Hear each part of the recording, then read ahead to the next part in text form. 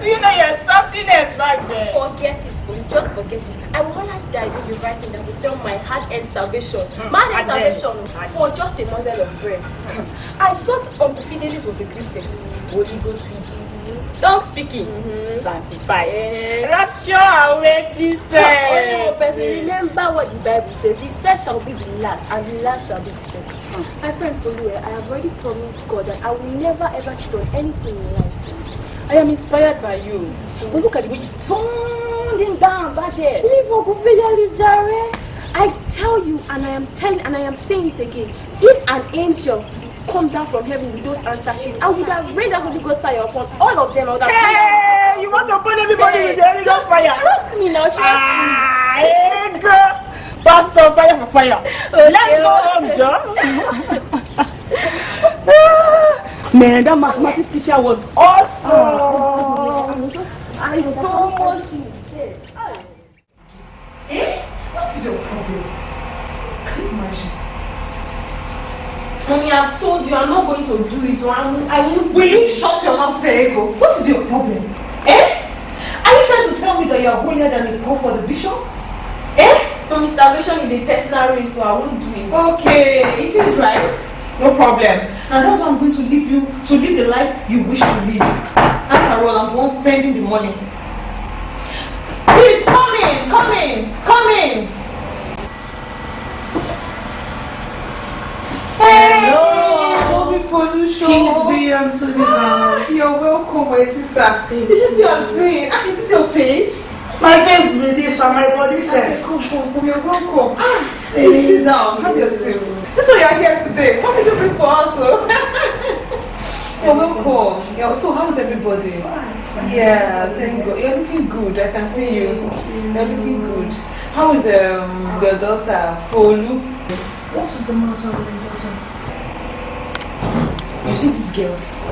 She has decided to do what she wants to do with her life. I have talked.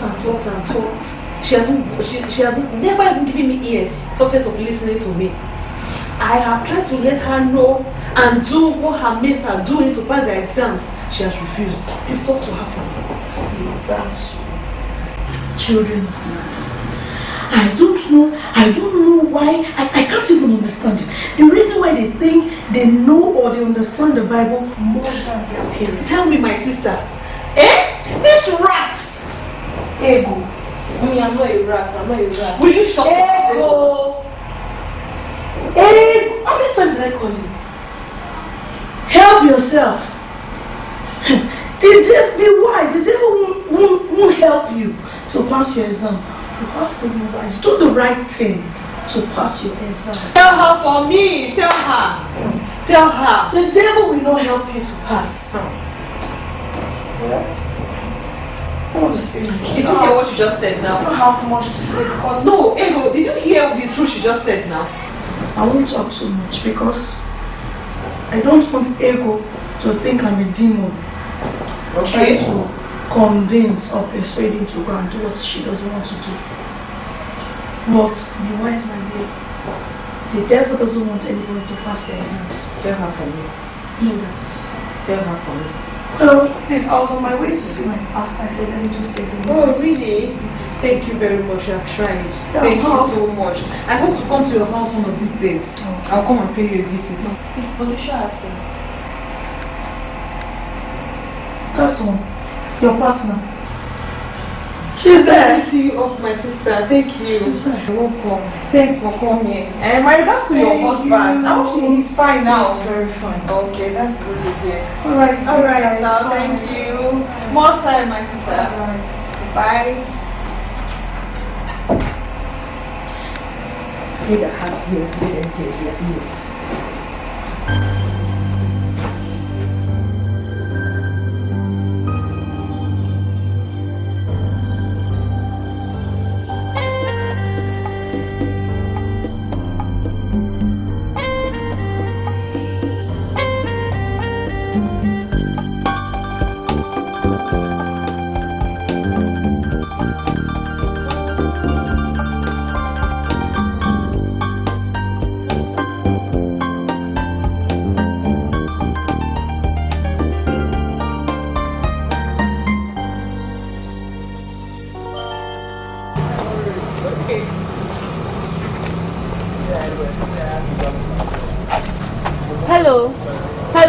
here, please.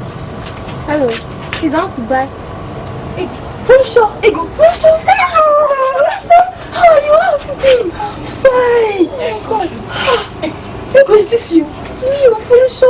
What are you doing here? You're so big. Foluso, what are you doing here? Is this your shop? It's my mommy's shop. She went to the market to buy something, so she asked me to wait in here for her. What are you doing? This is life we talked about. This is not the future we talked about. Where did it all go wrong? Ego, I can't really tell. I don't really know what happened.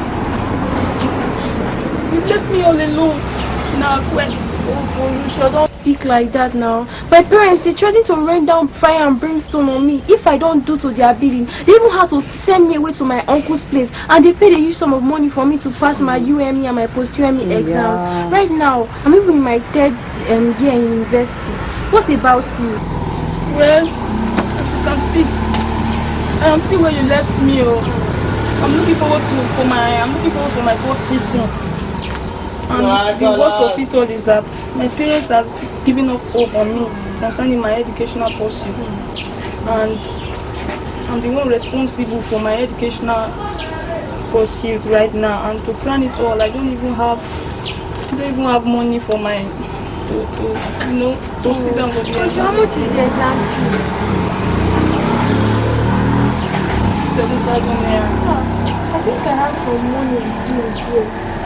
Oh, Foluso, my friend, please, just manage it. This is just 10,000 naira. Please just manage it and keep the rest, please. Ego, Folu, you are giving Folu this money? Yes, now what are friends for? Oh, God, be blessed. So now, you are now in charge of everything that happens in your life. Just make sure that with this money, just make sure that this time you make it. In fact, let me just give you my number so that anything you ever need, you can just come here. You can just come here. You are truly a friend indeed. We are friends. Just Ego, take God it. bless Just you. take this is my number. I will be calling you every time. It's okay. Now, Foluso, it's okay. It's okay. Ego, in fact, God bless you again. Foluso, what are friends for? How is your brother? Let's sit down now. It's been such a long time. Hello viewers, you're welcome to another edition of your favorite show on TV, The Sessions. Today I'm your host, Hero Refi David, Hero for short, so you know how to cut your tongue. Alright, and we're dealing with a very sensitive but yet complex issue. It's titled Re-Examined, but simply put, malpractice. In the studio to handle this particular topic with me is Pastor Kester Igwe here, the CEO, Kester ICT Solution based in Warri. Pastor Kester, you're welcome, sir. So good to be here. Alright. And you know, the world is really not balanced with just male, so we have a female with us here in the studio as well, Miss Osaro Rachel Nosa. She's a counselor and an educationist. You're welcome, ma'am. Thank you very much. Alright, so the ball is rolling. I think we hit it. And something happened before I came on set. I was talking with someone who I know, someone I respected, and I asked her, Ma, you're done with school. Did you ever cheat when you were in school? And she gave me a simple answer, no, but I spied. So I got me thinking, we really need to define this whole thing called malpractice. So I want to ask a question. How far do I have to go before an act is considered malpractice? Like you said, we need to define the word malpractice. Yeah. And there are myriad of definitions. Now, a malpractice is a wrong, a careless, an illegal act by a professional, such as a doctor or whoever is involved. But it has to be wrong. Okay. It has to be illegal. Okay. For it to be a malpractice. Oh. Now, wrong in the sense that you are stepping out of the defined rules governing that organization, governing that professional body, Okay. or governing that examination. Okay. So the person perpetrating the malpractice knows he's doing something wrong, Okay. knows he's acting against defined or established rules. Okay, wow, that's a powerful definition, sir. You're tempting me to almost think you're not a pastor, either you're a law enforcement agent or a police. Okay, It's all inclusive. It's all inclusive. Okay, thank you very much. Now, Miss Rachel Saro, no, sir, do you have a contrary opinion to his definition, or just something you want to add or practice? I don't have anything contrary to add to that. However, I can say that those involved in malpractice do that to gain advantage over others. Okay. It's an act they do to outrun others Okay. in the same thing, in the same tax. All right. But they do the wrong act just to gain undue advantage over others. Wow. So that's what I love to add. Wow, that's a good one. If I'll pick you up on your definition, man, Pastor Kesa, I know you're a pastor. I think there is a passage in the Bible that says, pursue, overtake, and recover all. So, don't you think these guys are actually being smart and being wise here? Smart or wise Yes. in their own conceit. The Bible says, be not wise in your own conceit. Okay. And there is a way that seemeth right to a man, and the end thereof is the way of destruction. All right. Okay. Thank you very much, sir. Ma, I would like to know this. Okay, you've been in the system, you've been an educationist, and you're a counselor.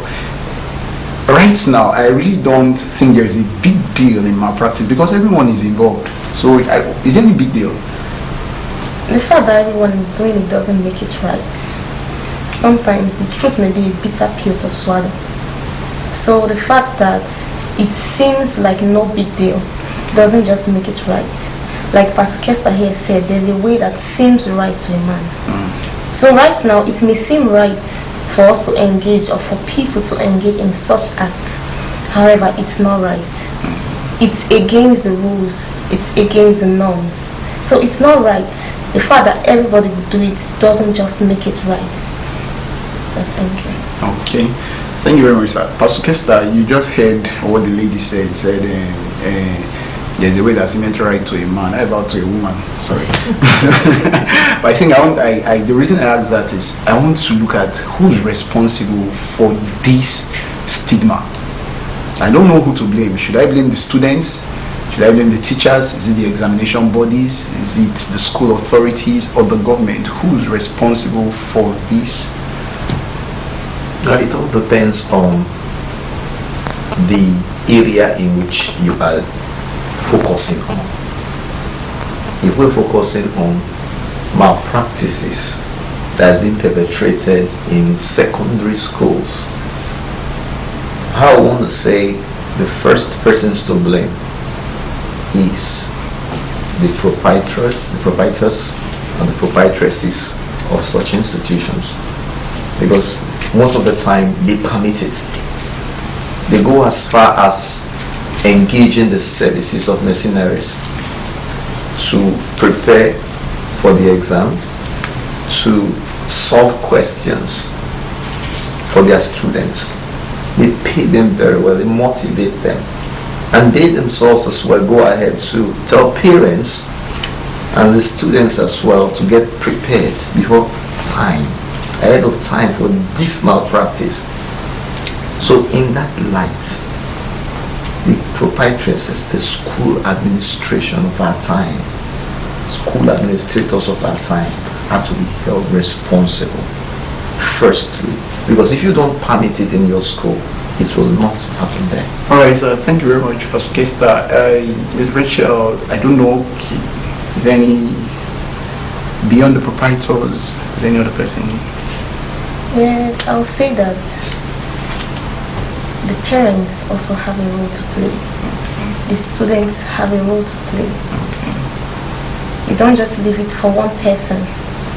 The parents, they are there to encourage the children. They are there to teach them the right thing. The Bible says, train up a child in the way he should go, and when he's old, he will not depart from it. So the parents are there to teach the children what to do, on the right path to take, on when to study, on when to read, on when to play games. Because if these things are in place, the children will be well doing in the academics. Also, he said the school authority. Yes, the school authority, they have their own role to play also. Because if they don't encourage this, and the child is doing well already, and there will be no room for malpractice. The students, they have a role to play in reading and studying when they have to. Okay. Thank you very much. Well, viewers, you ready to... To support or advertise on this program, please send a mail to advert@ColonyProject.com.ng or call +234 809 512 5565. Welcome back, viewers. Still your show on TV, Decisions, and we're discussing malpractice. It's titled Re-Examining. So back to Pastor Kester, you were on, just before we went on break, we were looking at malpractice itself, what's the deal behind it and who's responsible. Okay, and we want to deal with the clip we just saw now, but before that, I really want to find out, does this thing really have any effects on the children? What are the effects of malpractice on the children and society? Yeah, I'm afraid the word society, Okay. not just children. The first effect I want to highlight on is that of the conscience. Okay. A person who has perpetrated the act of malpractice just gets this uneasiness in the inside. Okay. Because there is no way that you will do something wrong and you know it's wrong. But there's a difference between doing something wrong and you don't know if it is wrong, right? You know it is wrong and you will not have a kind of remorse in your inside, a check in your inside, on your conscience about it. So your conscience first will give you that discomfort. Okay. Whenever you remember that you cheated in your exams and you passed, even if you have good grades, you know it that I didn't pass this examination well. Like the Bible said in the book of Joshua chapter 1 verse 8, this book of the law shall not depart out of thy mouth. Thou shalt meditate on it day and night, and observe to do according to all that is written there. But then thou shalt have made thy way prosperous, and thou shalt have good success. Meaning there is a good success, there is a bad success. Okay. So the bad success is the one that you cheated to achieve. So your conscience will be there to disturb you first. Before, okay, let me allow. Okay. The house is something wrong. He said the society. Okay. Malpractice has an effect in the society. We keep saying youths are the leaders of tomorrow. The children, they are the leaders of tomorrow. How can they lead when they have nothing inside of them to offer? How can they lead when they got what they have in their papers with the ideas of others? An examination is supposed to bring out what we have learned, what we've achieved so far. But when you engage in malpractice, it's no longer your idea, it's no longer what you've learned. So what do you have to give to the society? You cannot give what you don't have. So it has the adverse effect on the society, because you see doctors coming out not knowing what to do to their patients. You see pharmacists not knowing the right drugs to prescribe. You see lawyers half-baked, engineers, just name it. They'll have nothing to offer to the society that encouraged them in the first place to engage in such acts. That's very, very notable. Because I remember when I was in school, some organizations were sending people down to the institution with the names of students that graduated from the school to verify whether they are actually graduates from the school.